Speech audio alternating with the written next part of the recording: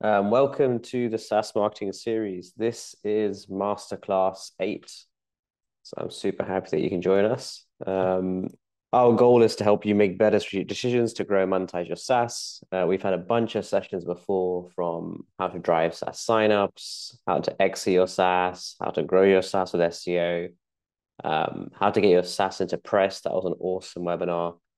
How to convert your SaaS, sign up with email, and then how to build links. And this final session, so session 8, will be on how to acquire B2B SaaS customers on LinkedIn ads. I'm going to give you a deep rundown of everything on LinkedIn ads. So for context, New Optima is a B2B SaaS SEO and PPC agency. We work across a bunch of different channels in PPC. That's Facebook, Google, and that also includes LinkedIn. So super excited to get through this with you guys. This session will not be the full hour. It'll be around, like, say, 40 minutes. I'll open it up to Q&A, so feel free to drop any questions that you have, and I'm very happy to answer them. Cool. Bit of context on me. My name is Aman. I've been doing B2B marketing for 5-6 years now. Spent a lot of budget in e-com, on LinkedIn, on Facebook, and B2B SaaS and LinkedIn ads is like the perfect combination and the perfect storm. And I'm super excited to dive into that with you. So today's agenda, I want to talk about LinkedIn ads versus other platforms. So I want to describe the differences between platforms, the costs, and what you can expect to see as results. I want to talk through targeting on LinkedIn, high creatives and high performance creatives on LinkedIn. And then finally, 3 plug and play strategies at the end that you can use if you're spending anything between, let's say, 500 to 10,000 a month in ad spend. And then I'll give you a bonus strategy as well, which is the full campaign structure that you can use and steal. So let's get it going. In terms of quick questions, yeah, feel free to drop questions as we go along. I'll pick them up as we're chatting. So to Josh, yes, our YouTube posts all the webinars. I'll send a link later on the line. Cool. So first question, sorry, first slide even, targeting. And so this is a infographic or mind map by a company called Right%. And Right% spend around 100 million, or spent over 100 million in ad spend, and work with the likes of Masterclass and Uber. And this diagram effectively encapsulates how everyone spends money on B2B and B2C paid advertising. So generally speaking, the left-hand side of the graph, so the whole left-hand side is generally B2C, and the right-hand side is generally B2B. So I'll explain that in a bit more detail. So the x-axis is saying who is buying my product. So on the left-hand side, it's most random people can buy the product. So classically, that's going to be e-com. Anyone can buy a bar of soap. Anyone can buy a toaster. But on the right-hand side, if you're selling a manufacturing planning software, there's only a very specific group of people who could buy that, and that will dramatically affect where you advertise. Also on the y-axis, you're seeing if my customer is actively looking for a product versus is my customer not actively looking for a product. This is a really important point to make. Most of B2B advertising, your buyer is not in market at that point in time. Your buyer is out of market, potentially in consideration, but I'm sure you've heard the adage of like only 3% are in market right now. That is directly described by this. So just for contrast, I'm going to pick, let's say iron supplements. I see iron supplements like Ferratics all over TV. I see it on tubes. I see it on Amazon ads. I see it on, that's the main one. So like, for example, TVs on the left-hand side, out-of-home billboards would be like tube ads, and Amazon ads is all the time as well. So that makes sense. Anyone could buy an iron supplement, and when a customer is actively looking for it, you're on Amazon, and if you're not actively looking for it, you're on out-of-home billboards or TV. Now, flipping the switch completely, if your target customer is very specific, which I expect everyone on this call is, given that you're in B2B SaaS, or you're in SaaS at least, you know who's going to buy your product to some degree. It's probably a universe of anywhere from, let's say, 100,000 to 10 million potential people could buy a product. It's actually quite a small universe in the grand scheme of things. And if they're actively looking into buying your product, they're generally going to be either on Google, on a review site, or on a trade show, generally speaking. If they're not actively looking, they're generally scrolling LinkedIn. They're going to be receiving your direct mails, and they're going to be receiving your outbound cold calls or cold email. So there's only a limited universe that you can do here. Now, LinkedIn is probably, alongside Facebook and Instagram and Reddit, which, all these other channels over here, they do overlap. LinkedIn's probably the only channel that is more or less 100% B2B and very specifically useful for targeting a customer that is not actively looking to buy right now. So it's probably the best channel in that scenario. I'm going to explain to you why LinkedIn targeting is so amazing, especially when your audience is defined. So I'm going to literally go straight into Sales Nav. Can everyone see Sales Navigator? Or not, it's Ad Campaign Manager. Just drop me a yes in the chat. Cool. I'm going to assume you can see Ads Campaign Manager. So I'm in a campaign group. I'm going to make a campaign just to show you what's going on. And I'm going to show you what type of targeting you can do. So let's say we're looking at, let's go to the US just to get a bit of a bigger audience. I can target by location as a first level. And then I can begin to narrow my audience quite well. So I can begin to say, okay, I want to look at a company of a certain size. So for example, I want to look at mature B2B SaaS companies as my target audience. So probably 51, maybe up to 500 employees I'm happy to look at. So, and I'm getting live updates from LinkedIn on the right-hand side of how big that audience is. So it's 22 million companies, 22 million people that work at these sort of companies. And I can keep on narrowing this down further. So for example, we can go for job title, and we can specifically call out, let's go for the CTO for whatever reason. So now I think there's 22,000 CTOs who I can serve ads to. And you can begin to layer and layer this even deeper. So we have CTOs of these companies, and let's say they have to work in a specific industry. So on industry level, you can actually even target the type of company. So if I go to company, industries, let's say I want to look at all the construction CTOs, if that's a thing, probably going to be a very small audience. And no surprise, 350 people. So the power to be able to go to by company size, job title, industry is pretty much unmatched, and you can't do that on any other platform. And you can be so specific about who you want to advertise to. Typically, let's go back to, let's say, software. I want to target SaaS companies. There you go. That's like 7,000 CTOs in market that I could advertise to. So this is super useful. And I can build out a very quick campaign here. So my point here, generally speaking, is LinkedIn is absolutely awesome for targeting. And this exists both on the cold layer, where you're advertising to people that have never heard of you before, and when you're retargeting traffic and you want to qualify that traffic. And I'm going to go through that specific strategy, which is very high ROI in the final section of the presentation.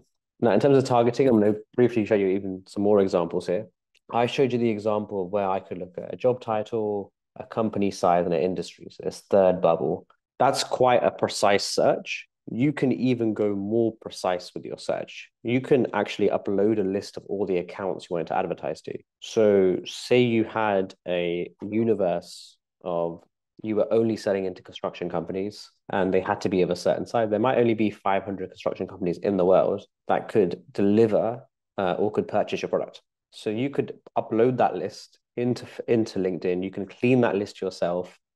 You can manually verify every account, and you can effectively ensure that every impression that LinkedIn serves to your audience is qualified. So this is like the ultimate alignment of sales and marketing, where every bit of marketing budget is being spent on the right accounts, and you're not getting wasted leads that are inherently unqualified before they've even begun. The typical objection people have with LinkedIn is that it's expensive, and that's completely fair and almost a byproduct of how precise you are.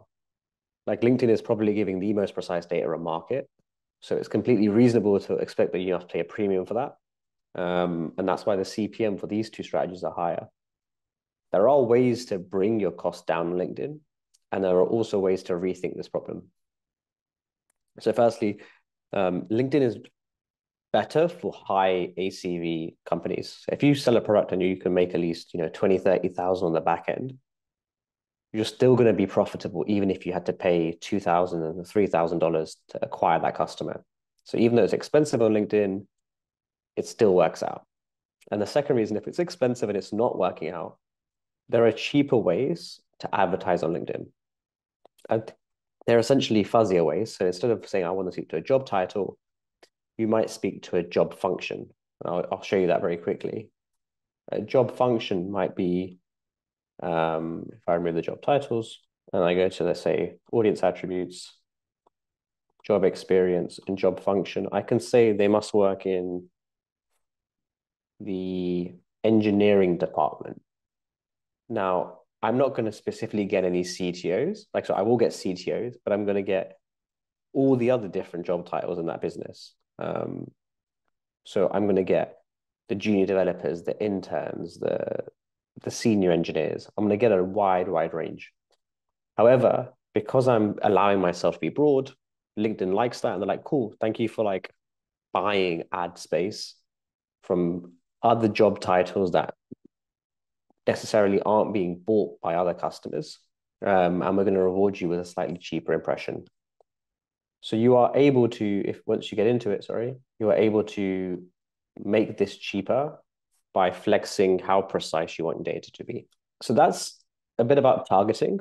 I want to talk to you about creative now. So creative is really impressive. So if you had to ask anyone that spent a good amount of money on LinkedIn, what impacts LinkedIn ad success ultimately is, say, 30% targeting. So 30% of what I just spoke about before, and a bit of other stuff that I don't really have time to go into today.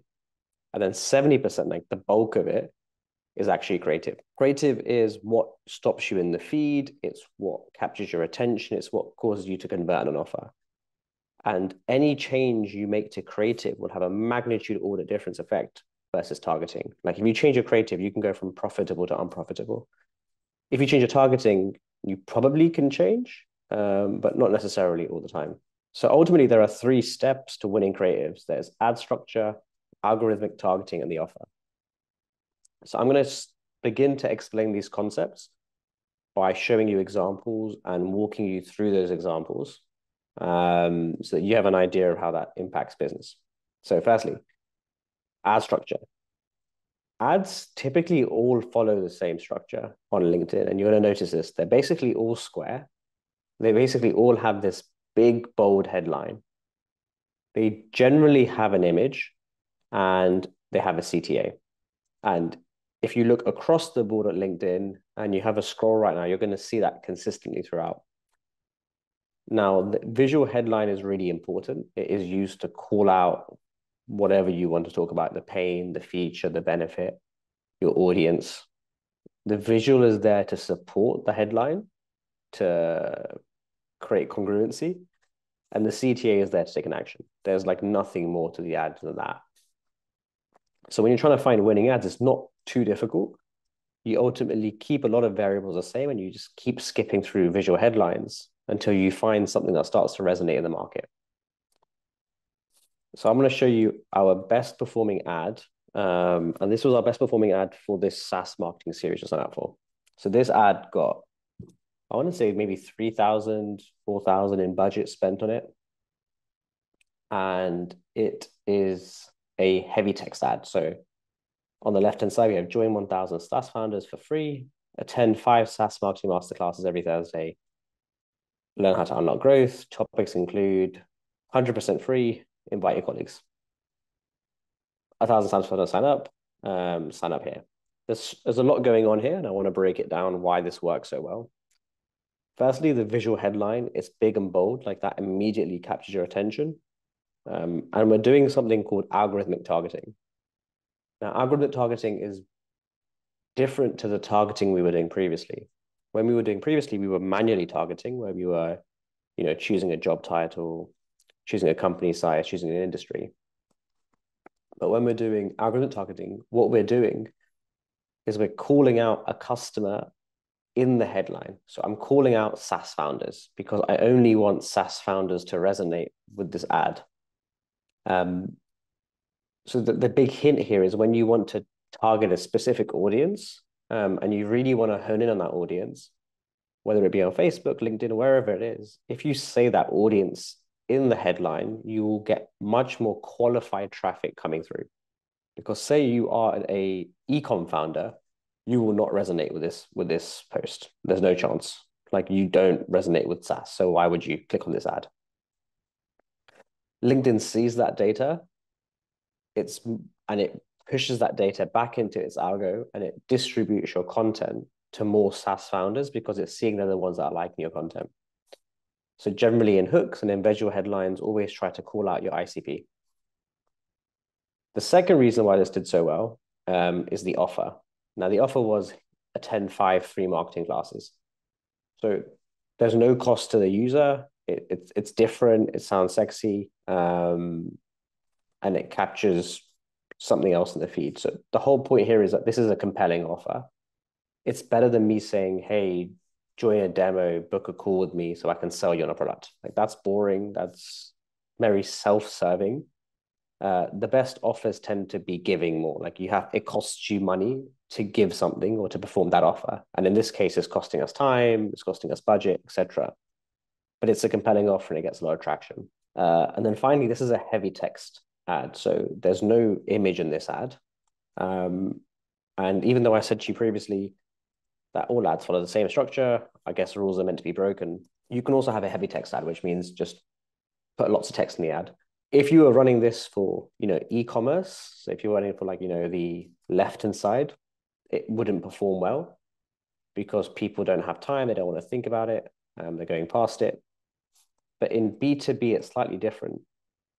What we're selling in B2B typically are really abstract products. Like it's very hard to visually describe these 5 free marketing classes. Like it's not an easy thing to describe. And so in these scenarios, when you add more text, it aids understanding and it even qualifies the traffic even further. And again, typically most people don't do heavy text ads. So as a result, you're standing out in the feed. And then finally, if you look at LinkedIn as a platform, there's a lot of text on the platform already. It's like a heavy text platform. So again, we're fitting in with the feed technically here. So this kind of would work on Twitter as well. So the general point here is that this worked well because it called out its ICP. It had a lot of social proof. So 1,000 here, 1,000 here. It was heavy text. And it followed the rules of ad structure where you have your headline, you have something else in the middle, and then you have your CTA. I'll show you another one. This is a new live ad, which is like 0.91% CTR. So typically, the average click-through rates on LinkedIn are around 0.5%. When you get above 1%, like you're doing very, very well with your ad. Anything between 0.5 to 1 is like good or like above average. So this new ad is doing really well as a 0.91% CTR. And it's typically it's a branding ad for us. So I'm going to explain to you what's going on here. So again, firstly, this follows the ad structure of a visual headline. The main visual here, again, is heavy text.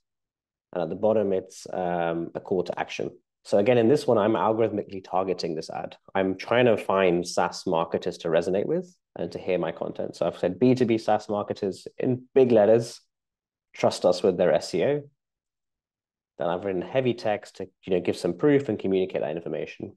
Then I have some more social proof with some logos. And there is some pattern interrupts here where I'm saying this is an ad, so you remember to reach out and for when you're ready to kickstart SEO. In B2B, as a general note, people are playing it quite safe. They're not trying to stand out too much. So when you do a little bit to stand out, it goes a long way. So this ad is like 99% PG, like it's 99% standard B2B ad. And the only difference is this is an ad, so you remember to reach out with a wink face. Like that's the only bit that's pattern interrupting. That's, let's say, slightly pushing the brand tone of voice a little bit. But that's probably helping create the 0.91% CTR. As a side note, these two are probably one of the highest performing ad formats you can get on LinkedIn. So like in the sense of lots of text or some sort of checklist. Both perform really, really well. And then finally, I'm going to show you another example of a bunch of ads now. and explain to you that one thing is that when you run ads on LinkedIn, the super surprising thing is you're not going to find a winner straight away. I typically see across accounts that you've got to test at least 20 ads to find one good winner. Now, bear in mind, when we were running this SaaS marketing series, only 2 ads out of maybe 18 got the spend that I wanted to give and got the click-through rates and got the right conversions. The rest of the ads pretty much flopped. I did not think this was going to be the winning ad by far. I just chucked it in there as a go, and I didn't even try to put the brand color correctly. I just put it on yellow because I couldn't be bothered to think that much. This one I had a bit more confidence because I had seen some data from this one, so I thought it probably would work. But typically speaking, you've got to test a lot. And I'm going to just quickly show you a mirror of a bunch of different ads. And they're like, I've shown you 2 examples, but there are so many different types of examples you can look at. So we can have like benefit, headline, and feature proof. So lots of ads typically have a benefit, a headline, they have the visual asset, the CTA, like very standard. You can have this and that posts, which compare 2 things. They're quite metaphorical most of the time. These work really well. You can talk about pain points. I just want to hit my quota. Again, a long style text ad really stands out, even as I'm scrolling around here, like it just stood out very quickly. And this one over here, pain points. This is more metaphorical, more pain points, more pain points, more pain points, like really awesome stuff. Social proof ads work incredibly well. Like this is the reason why I did the B2B SaaS marketers trust us with their SEO is I saw this one and I copied this one, to be honest. I think a big part in LinkedIn ads or any ads management is you should be actively copying or imitating or taking inspiration from the market. Because if they've been running their ads for a long time, it typically means they've found some sort of resonant feeling in market. You have affinity matching, like these guys are taking something from friends, like that's awesome. Money and some AI photos, imagery, this is pretty cool. And like so on and so forth. There's like a lot here that can happen. And the general point is, provided you follow these 3 things and you follow a winning ad structure, you're going to find a winner eventually. It just might take you 20 toes to get there. And that's completely normal. And you need to expect that in the learning phase of, the first month of paid ads, maybe the second month, you're not going to really make any money, but you're going to learn so much about your customer. You're going to learn what headlines they correspond to, which features they care about. And so forth. So it's a super important period, but it is super costly at the same time. I said a lot of stuff. I'm now going to give you a cheat sheet, screenshot this, or I'll send around the slides later on. But these are my creative hot tips. Call out the ICP in the ad. Be as specific as possible. I didn't really mention that, but for example, when I had this ad, I didn't have to include topics, include email activation, SEO, PR, but by being specific, I'm sure people saw it and then saw, oh, I do need some help with SEO. That's relevant for me. And that specificity probably help them help them to decide to sign up on this ad. That's also the reason why I decided to highlight them, because I thought maybe they're going to lose it in all this text. So I should make it a little bit more bold for them to see. Have a big visual headline, which I've explained multiple times. Include a demonstrative image. This one I haven't said is faces in images increase click-through rate. Like this is a pretty standard phenomenon, but if you take the same ad and you stick a face in there, it can be any face at all, it will almost always have a higher click-through rate. So give that a go. The biggest lever you can pull is your offer. That's quite an important one. So there are multiple offers you can make. For example, a free webinar is an amazing offer. Ebooks, white papers, guides, gift cards. Like if you change your offer, you can go from very low to very high almost immediately. People do not care about your product name. Like the more, don't even try to talk about your product name that much. It is completely ignored in the feed. And I would ask you to think about some product name that you remember from the LinkedIn feed, and you're probably not going to. So don't try to waste your time there or waste words. And then for every 20 ads you publish, you're only going to find one winner. So you've got to be ready with the volume. When I was running campaigns, or when I do run campaigns, I'm pretty much chucking in a new ad in the campaign every day or every other day, or thinking about it somehow. Cool. Amrez, what would you say about a meme ad campaign with a 0.65% CTR? Literally just memes. I'd say it's good because it's above 0.5%. I kind of expect memes to have a bit of a higher CTR if it's like a good meme. But at the same time, memes are a bit abstract, and it may be that they're not understanding the idea. So it's hard for me to say if it's definitely above average. Could it be better? Probably. But without seeing the meme, I really can't completely comment. Cool. And the last section of the presentation, and this will be like about 10 more minutes, will be on plug and play strategies. So I'm going to walk you through 4 strategies that you can literally run right now, that only cost you between $500 to however much you want to spend, around 10K if you want to go that far, that can immediately start getting you some ROI.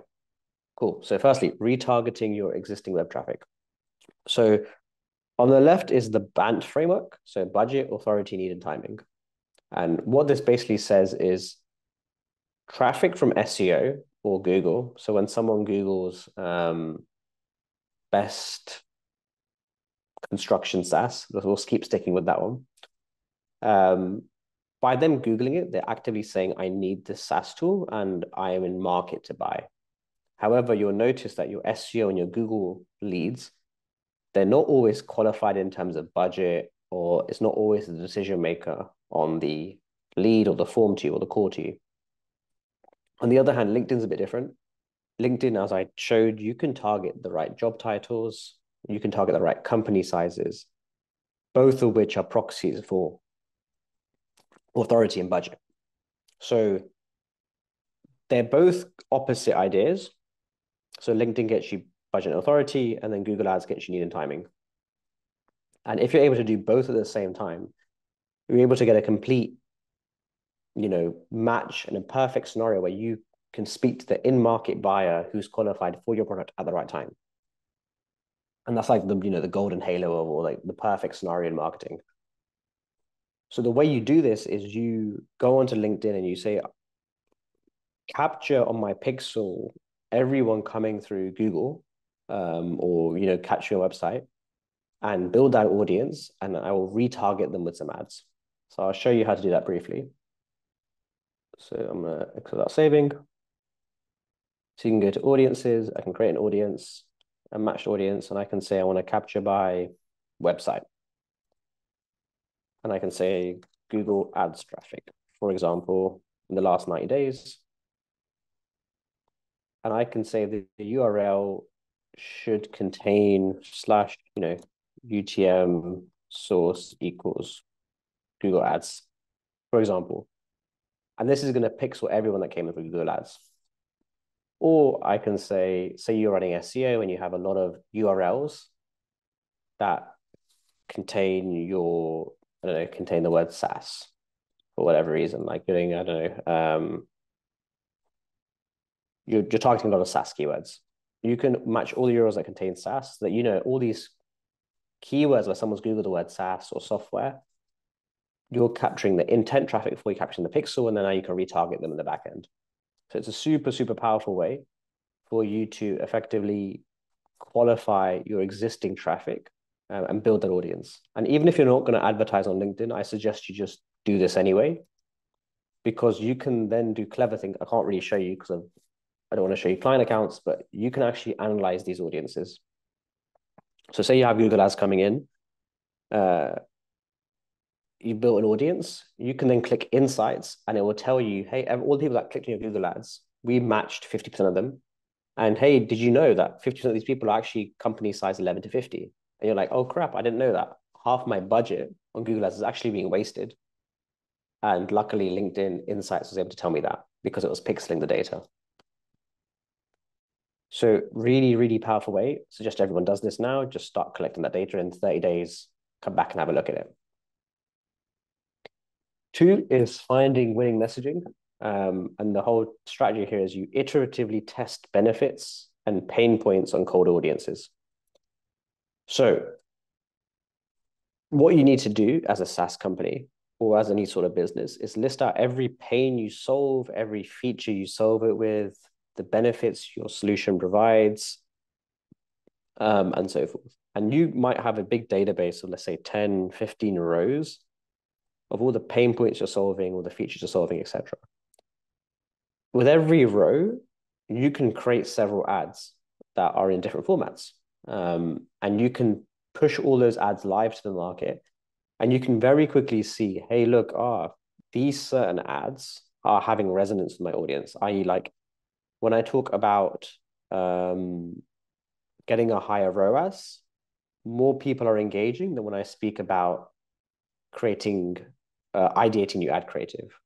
And you realize that in the market, the customer feels the ROAS problem stronger or harder or more fiercely than they feel the testing new ad creator problem.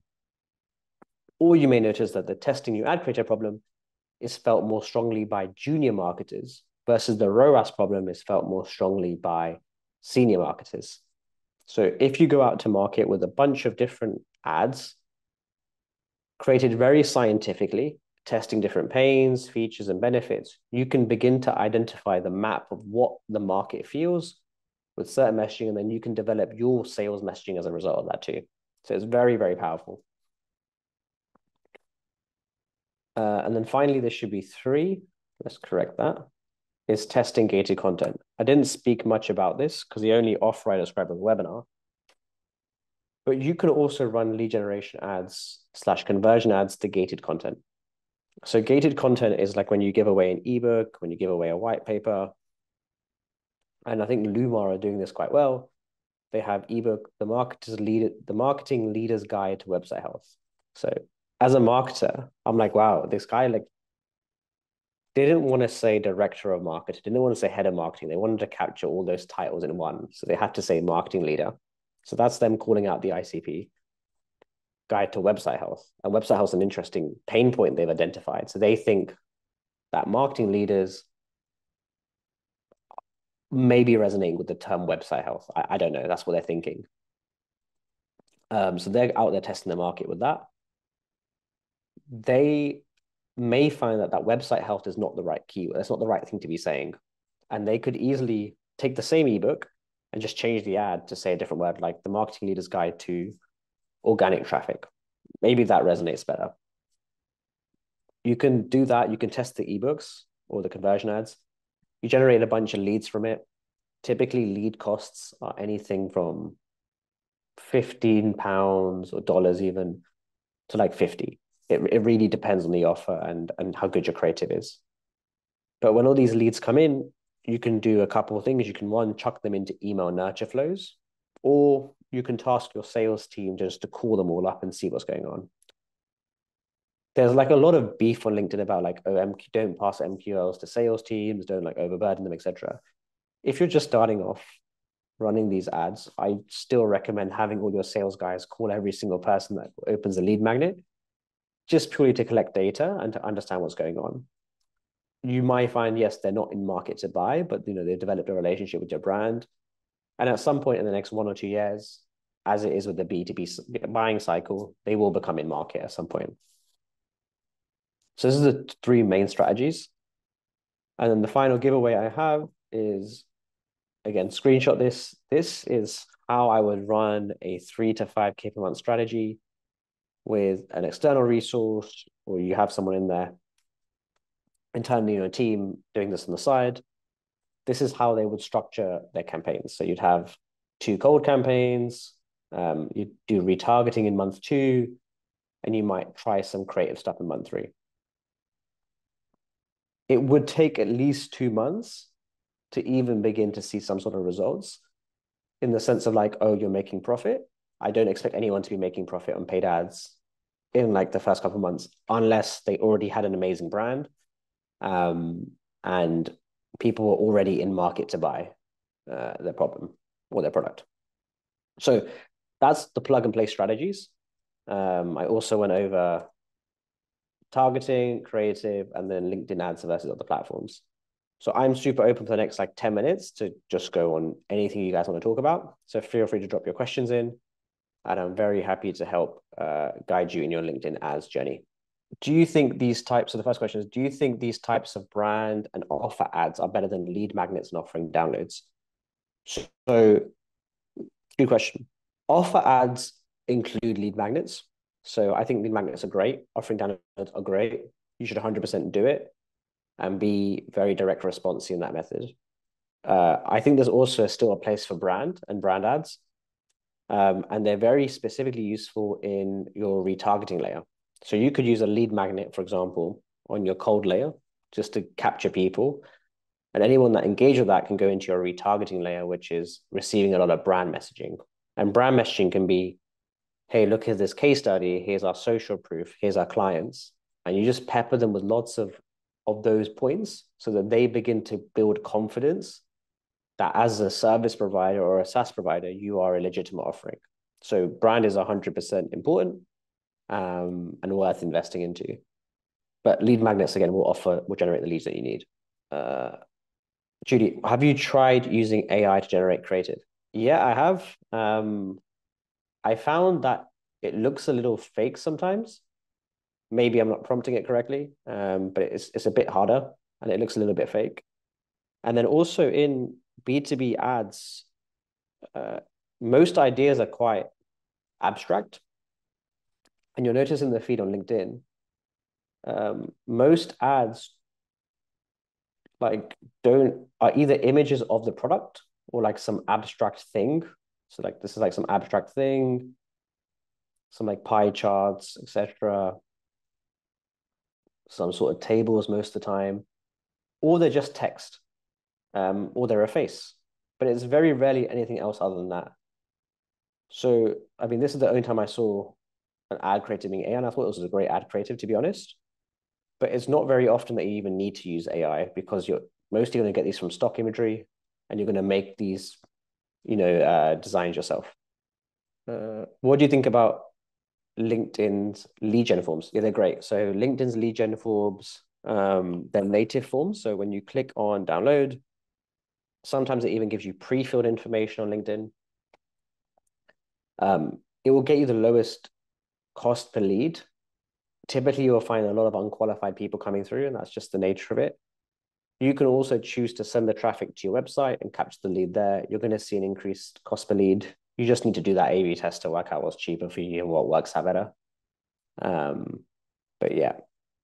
And then Amrez, I'm new to SaaS. I'm new to the SaaS business and as a marketing lead, and I've got 750 to spend a month. The CEO isn't open to running multiple campaigns at once, and they're all previous campaigns that have been deleted before I got there. What approach would you suggest? Oh, interesting. I would probably go with strategy one almost immediately, which is set up all your retargeting campaigns. You'll need about 30 days anyway to set up your pixels to collect the data. So from day zero now to the end of May, collect all the data with the pixels and set up a bunch of retargeting. Spend a little money there. And then use those learnings on the retargeting audience to then apply onto your cold audience. But if you went to cold audience with 750, it's not a huge amount of money. So it's going to be very difficult to get to the right persona and to spend enough money fast enough to see results. I'll typically find that if someone wants to spend 750, like they're not going to see any like enough tangible data for 3 months, at which point they're going to give up on LinkedIn before they give up on me, if that makes sense. And I think I've captured all the questions. So I'll give you like another couple minutes, but otherwise, like, thank you so much for attending, everyone. I hope you got value from this. I'm going to send another email out to the list, basically with all the links to all the webinars. So you can access them whenever. And I really hope that you got value from this and this will help you grow your business. So thank you so much, guys.